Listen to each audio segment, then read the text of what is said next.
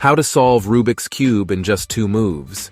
Well, you guys see lots of videos on YouTube that they're solving Rubik's Cube in just 2 moves. The fact is that these are all fake videos. If these are fake, how they have solved the cube by 2 moves? Well, if the cube is already solved and you make 2 moves for 126 times, then the cube will be solved. But this will not work for scrambled cube. Hope you got it. If you want to solve Rubik's Cube properly, then you have to learn about the algorithm. It's not so much complex. You can learn in 1 day by practice, and it's possible.